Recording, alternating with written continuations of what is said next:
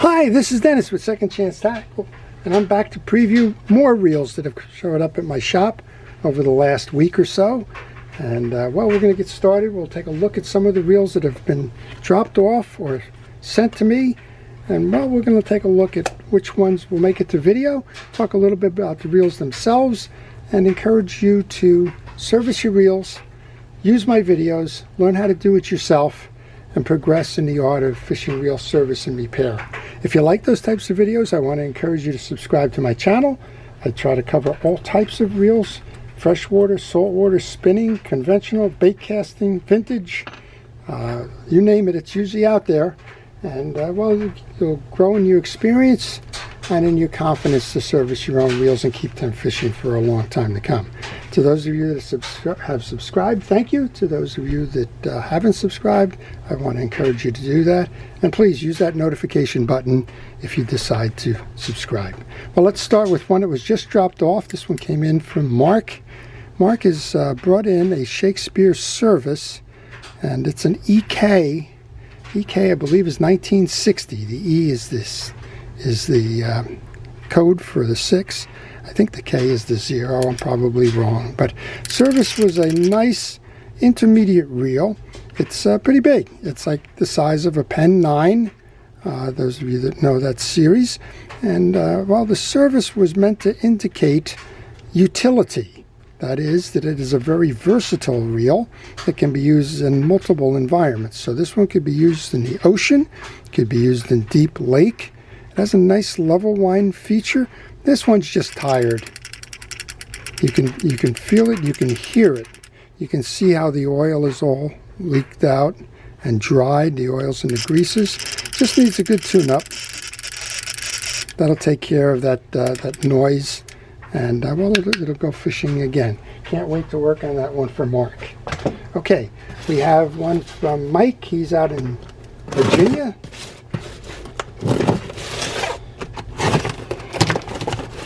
And Mike is sending me, he's sending me a Penn reel. This is a Penn spin fisher reel. Looks to be through the bag. Something like a 710. Let's go find out what we got here. We have an opened up pen. Side plate will say if the side plate button is on there. And it's missing the side plate button. Sometimes it's on the rotor. Nope. Well, we're going to guess 710 for now. So here's an issue where the reel is bottoming out for some reason. I just felt it catch. Not sure what's causing it. We also have a broken screw in the case. That's why the side plate case is not attached to this. So we're going to take this apart. We'll see what was going on. Looks like it's tried to be serviced. There is some blue grease, which would indicate it's a relatively recent grease. But there's also a lot of dirt and debris, which said it was probably just smeared on, because that grease there has been in that case for a long time to come. Well, we've got a couple of missions with us here. We have to find out if we can get a case for this reel, and or possibly drill out this. It looks like somebody's already attempted to drill it out, so I would say that if nothing else, the threads that would have pulled that out can't be extracted any longer. They've probably stripped. The answer is probably a new side plate or side case housing. And well, that's an old reel. We're not sure if we're going to be able to find one. We're going to do our best to do that. And well, if we can, I guess the lessons learned. This always scares me. This one comes in from Pennsylvania. Comes in a FedEx bubble bag. And I just don't trust bubble bags with fishing reels.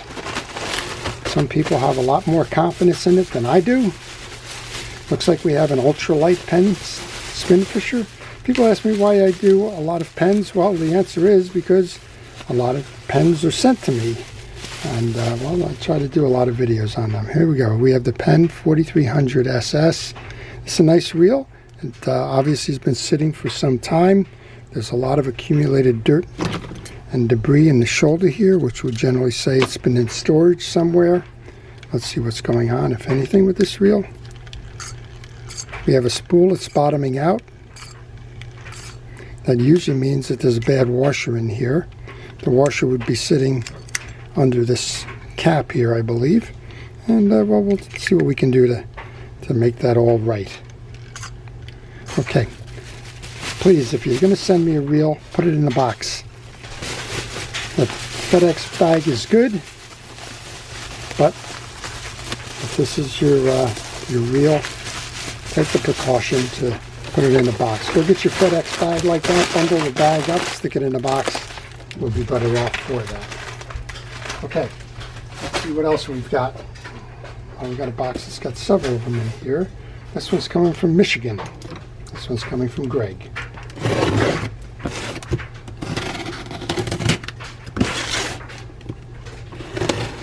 Well, if you have any questions on these reels or any reels, leave those questions in the comments section. I will try to answer those for you to the best of my ability.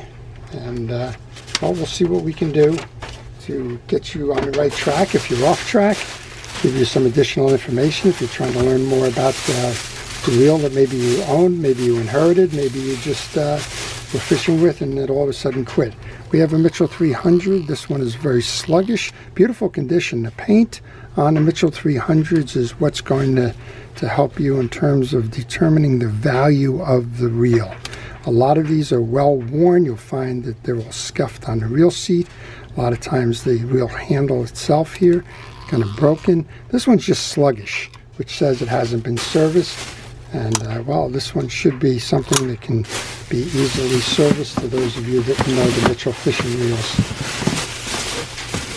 We have the counterpart for the Mitchell.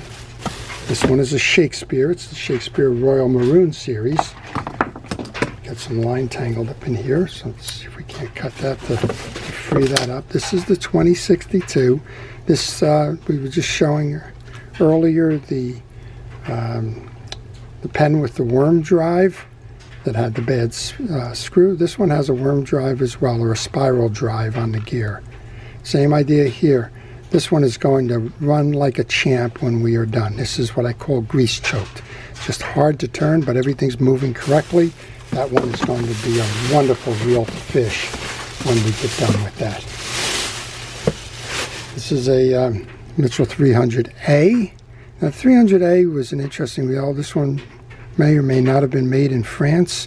They moved the 300A. It was a different design change. This one was still made in France, but a lot of the 300As were made in Taiwan when they moved production. That was in the early 1980s. We have a bail that doesn't trip on this one. We'll be able to fix that one. That's just a tight spring, I suspect. And we'll get that one fishing. Obviously, we need another handle here. We'll see what we can do to find a handle for them. Looks like we're alternating. This one looks like a 308 Mitchell. One of the best ultralight reels ever made. This one's been filed down. I hate to see when that happens, but it happens. It's been filed down so that the user could put this into a freshwater pole. And well, the reel seat on that freshwater pole couldn't accommodate the wider part of the reel seat, so they filed it down to put it in. Seems to be working fine. Yep, other than so what does that do? That enables you to fish the reel from a light freshwater pole, but it destroys the collectability value of it if you were thinking that that was a good reel to go collect. Okay, looks like we got two more here.